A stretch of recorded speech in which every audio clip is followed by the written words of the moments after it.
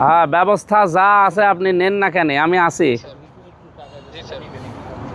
দেখি ওখানে ওই যে বাকি পানি বের করার। ঠিক আছে। হ্যাঁ, আমি এই যে কবরহাট হাই স্কুল না এটা, কবরহাট বটতল হাই স্কুলে আছি, কবরহাটে। এখানে কি কোনো খবর রাখেন বা এখানে কোনো খোঁজ খবর আছে আপনাদের অফিসারদের? কি সমস্যা হয়েছে স্যার? আরে আল্লাহ, মানে এখানে তো এদের পায়ে ঘা হয়ে যাচ্ছে ছাত্রছাত্রীদের, আর ভেতরে তো পানি জমে আছে, বের হওয়ার লাইন। এই ওইদিকে কি নদী নাই? এখন এগুলোর কি আপনাদের কাছে বলে কমপ্লেন দিয়েছে, কিছু করেছেন? এই স্কুলের স্যার ছাত্রছাত্রী কতজন একটু জানতে পারছেন কি স্যার? 1200, প্রায় 1200।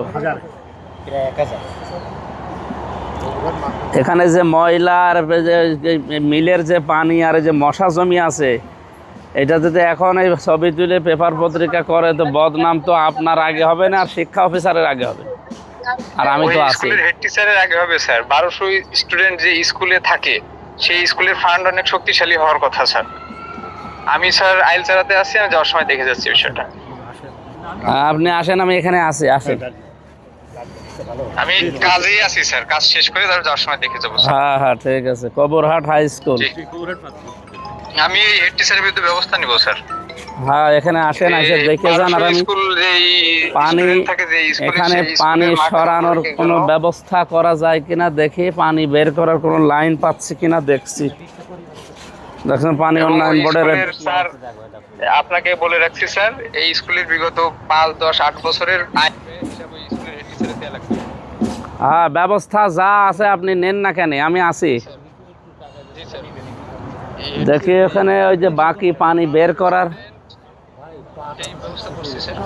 ঠিক আছে। এখানে হেড স্যার কই? তারিক ভাই, তারিক ভাই, তারিক ভাই, তারিক ভাই।